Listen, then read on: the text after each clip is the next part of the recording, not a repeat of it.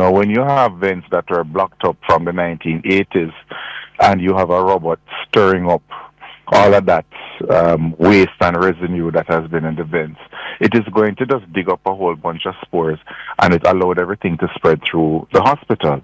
Then you continue to take steps for years and billions of dollars later until you have reached a point now where the actual work of fixing, of building out Cornwall has only started 6 months ago. Except I'm asking about KPH though, and you're gone off into Cornwall. So I don't focus on KPH. I tell you what, I do beg your pardon. Can you hold 1 second for me, Dr. Dawes? I'm at the break. Have to take the break. We're coming right back to you right after. With us, we continue with you now on Beyond the Headlines. I'm Dion Jackson-Milo.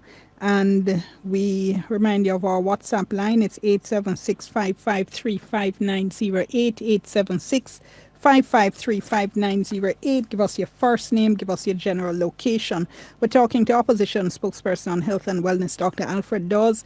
He's been raising a number of concerns in relation to the health sector. We're talking about concerns about mold at the Kingston Public Hospital. Now, last week, Health Minister Dr. Christopherson spoke on Radio Jamaica's hotline. He said the AC unit that had forced the closure of the problems with the AC unit have been fixed. It's because of the AC unit why the operating theatres had developed mold and it had to be closed. He said mold remediation work is going on. He said the work that's being done is very thorough. There should be a better situation when that work is finished. And he also said the construction of a new plant at the hospital will fix these problems. I was asking Dr. Dawes just before the break, seeing that the ministry has said they acknowledge the mold problems. They said the remediation work that has been recommended is being done. So I'm asking him why raise this now, and he went off into Cornwall. And I was like, come back to KPH though. Why raise KPH now? Well, I went off into Cornwall because we were told for 9 years that remediation is being done and it is being dealt with. And we were caught up where for 9 years, all of Western Jamaica, and by extension the island, because sometimes you have to send patients there, we suffered for it. And I just don't trust them because they are not giving us the true story. They always try to downplay the severity of these situations. And I can tell you for a fact, even though they say that the remediation work is going on and they have dealt with the clinic situation already, I'm challenging the Ministry of Health to release a second mold report that was done after they did their remediation work. I'm challenging them to it, since they say that they're speaking so confidently that work is taking place. So you know of the second mold report? I'm challenging them to release it. But if you know of it, why not request it? I'll just leave it at that. I understand, but I mean, it's nice political theatrics, but why not just request a report, which you can do by law? They're not going to You can do it by law. They're not going to give this report. Do it by law. Do it under the ATI Act if you know of the report. Make the request. And you can do that as well. No, and we're going to do it as soon as we come off here. I'm just saying, though, rather than just say this, release the report, you could actually take action to force a release. It's easier for them to just release it since they've asked for it, rather than going through ATI. But the fact of the matter is that the situation is far worse than they're making it seem. They're making it seem as if it's almost business as usual, where surgeries have been outsourced to other hospitals and the clinics have been moved to another area. The fact of the matter is that ICU spaces have been downsized and they're over by Victoria Jubilee Hospital right now. The elective surgery lists have been cut back significantly because they are now shuttling patients to UA and National Chest Hospital and even Bustamante Hospital for children to have some of these cases done. There's a backlog of cancer cases that cannot be cleared because of the slow rate of operating, and there's an accumulation of new cancer patients in the clinics. Dire emergencies are being done. Less dire emergencies have to wait until they become sick enough to be considered dire emergencies. That is the situation that's taking place.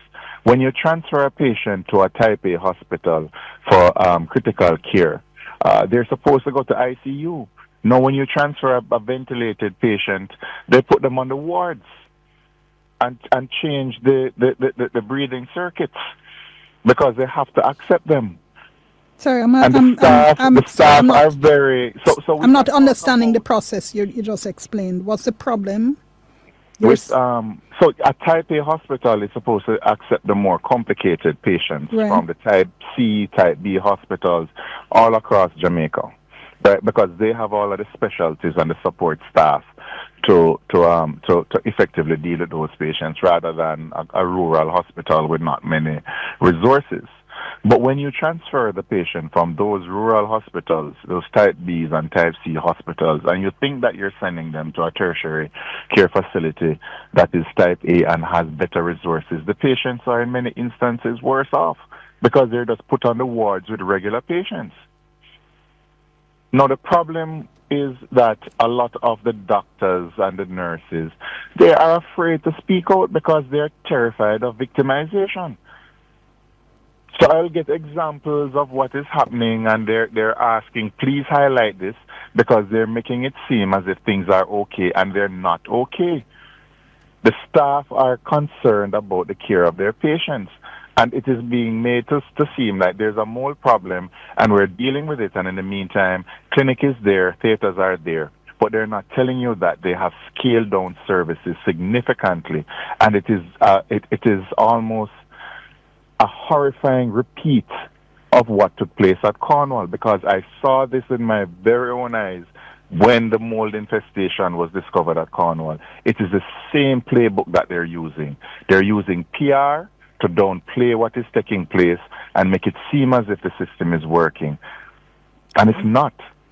All right, our initial request for comment today, we're told nobody was available for today, but the word we did get from the ministry is that this, what you're saying is incorrect, that in fact the issues are being addressed and the other hospitals do have the facilities to do emergency cases. And this is exactly what I'm talking about, the PR response. Because you can say that the hospitals have the capacity. What that is saying is that theoretically they have the capacity.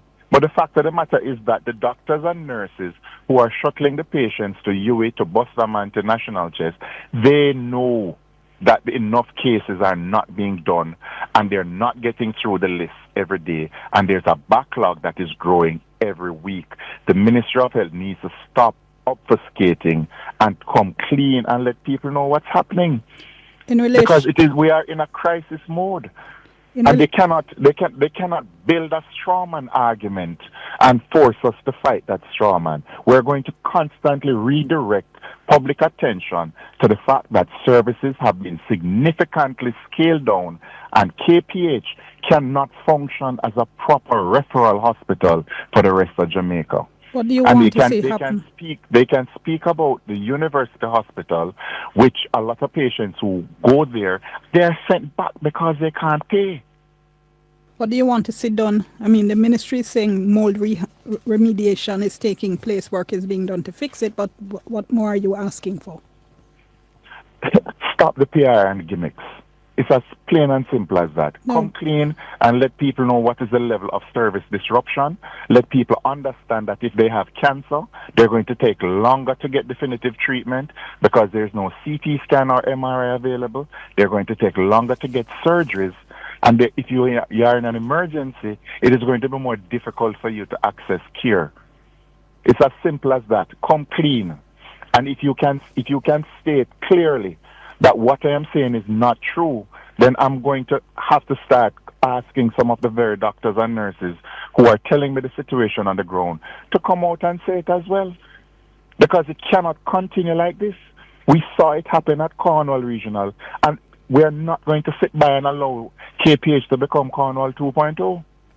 Yeah, I'm going to say again, though, before I let you go again, some of the information that you're getting, and I do understand, obviously, that you know healthcare professionals, they're speaking to you, they're passing on information.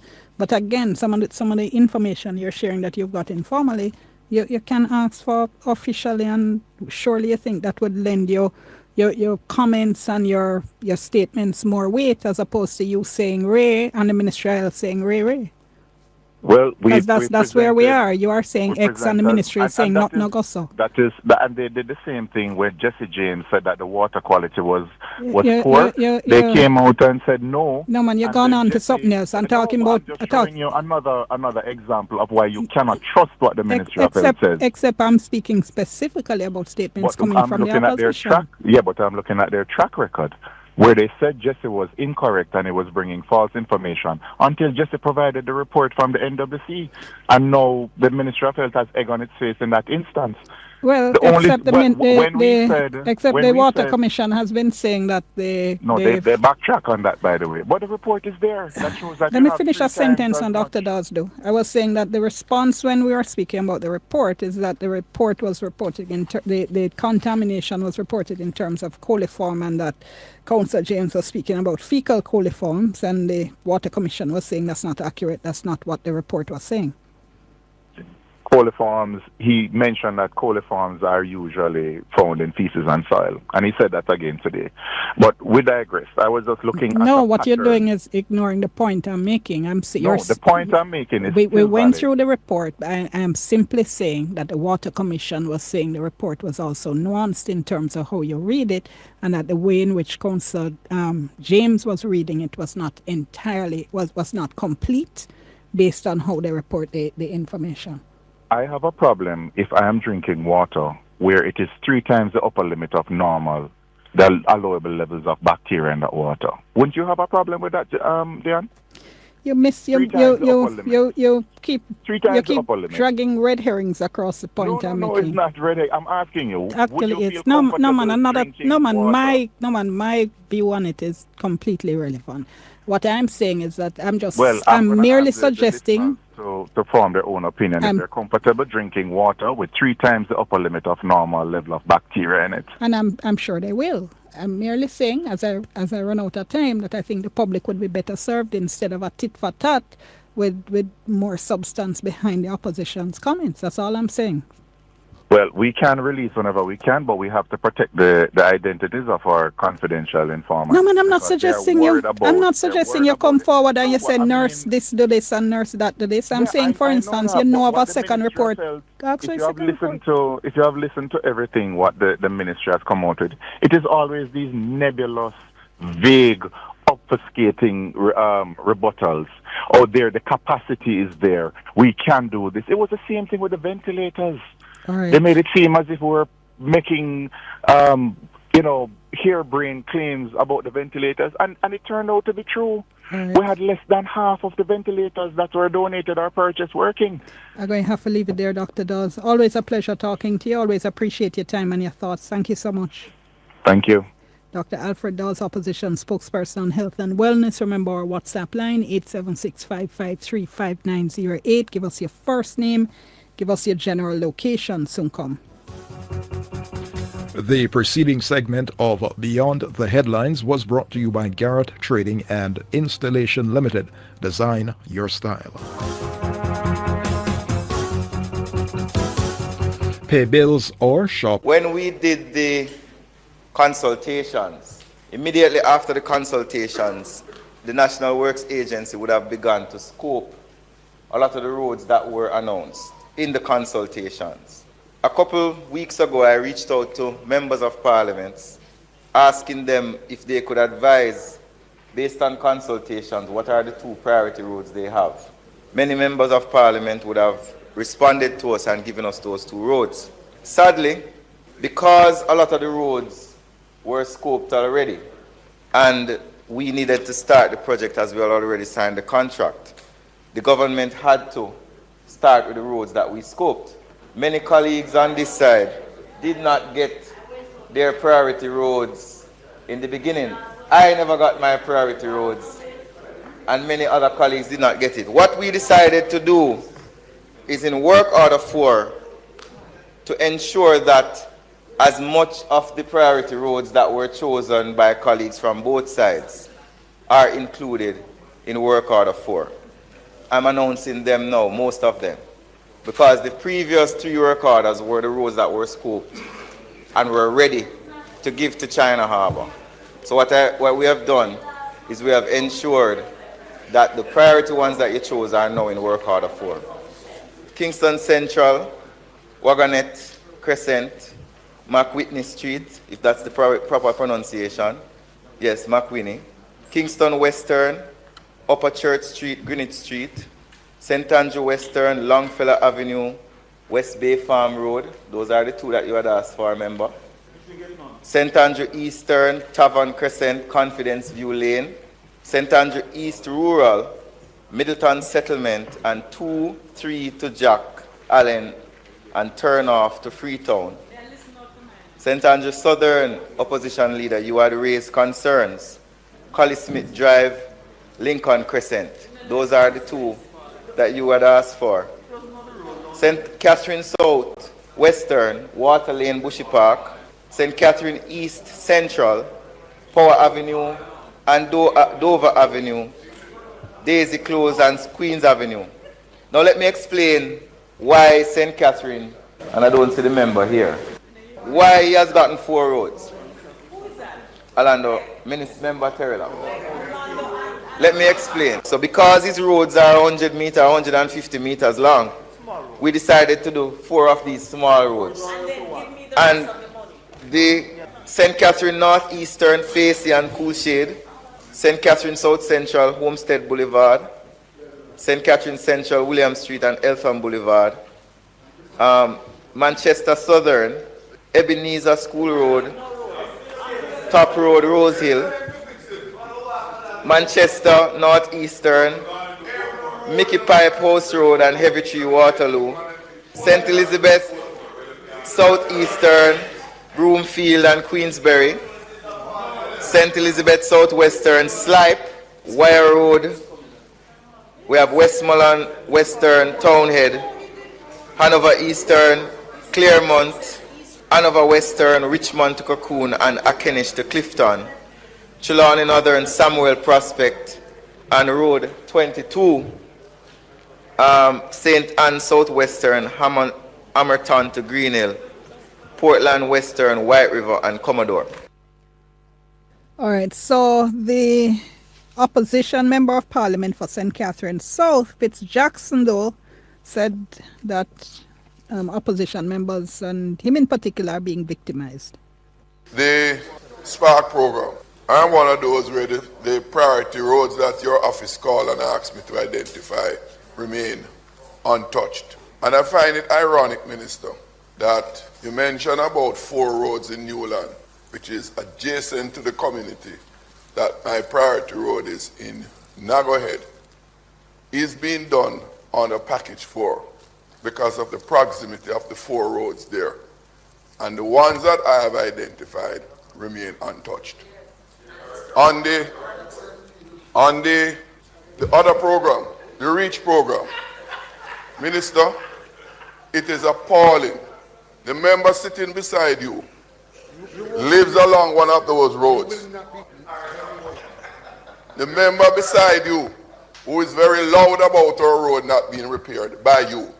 Mr. Speaker, Minister, at Standing Finance Committee meeting, I asked you about the Brayton, Dunbeholden to Spanish Town main road.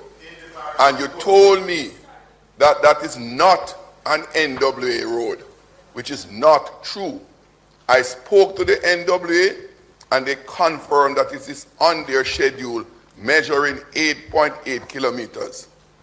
They have started to dig up some of the holes on it, and they left it there for over 3 weeks now. That happens to be a main road, the Brayton main road from the Elsha intersection through to Old Brayton, Dunbeholden, and Phoenix Villas into Spanish Town. That is a main road, not just serving my constituents, but it serves people who come off the toll road to connect to the bypass in Spanish Town. It is in a deplorable condition, and the people who you have working on it, they dig up parts of it and they leave it undone. Elsha to Elsha Main Road, they have dug up some of those holes and left them there for weeks now unfinished. The only roads that have been patched under the REACH program that I have submitted are those adjoining East Central St. Catherine, which is a JLP member of parliament. None of the roads in my constituency, none of them that I've submitted, including those major roads, one of them that borders with East Central, that's patched out from I-95 along the Bernard Lodge main road into Spanish Town, where that member of parliament has no residence at the top part of it before Caribbean Estate. Right? Now I'm complaining because I call the office and I'm not getting any response. You're not returning my call there, so I have to speak to you here. Right? Mr. Speaker, on the Bernard Lodge main road, that borders East Central and South, that portion in Lakes, Pen and Lime Tree, where that member of parliament has no interest, is deplorable and untouched. I border with it. Quarry Hill on the other side, the one I want to cut off, is on the other side. It is left undone. Mr. Speaker, I am speaking about the deliberate political victimization in the road repair in Portmore. Now, the Works Minister did answer. Not sure we have time. Do we have time for that full clip? Let's go with that. I want to say to the member from St. Catherine Southern that every MP in this house got the same amount of money under REACH. Every single member of parliament, including the minister with responsibility, got the exact same amount. $10 million last year, $10 million this year. The second point I want to make is, I do not choose the roads that are repaired. The roads that are repaired are chosen by the technical persons based on the quality and standard of the roads. So when you come here and you make accusations about politicization, you're not accusing me of politicization. You're accusing all the officers and civil servants of the National Works Agency of politicization. The other thing that I want to say to you, if I made an error with the designation of roads in Portmore, I will withdraw it. But the point I want to make is, a majority of the roads in Portmore are not NWA roads, they are parish council roads. All right, listening to Works Minister Robert Morgan. We're going to take the break. When we come back, we're going to be having that glasses discussion. Lots of your comments still coming in, and I'll tell you about an interesting piece of political theater now unfolding in the US. Right now it's Hal Shane who has 6 o'clock news. Having constant blockage in your residential or commercial sewer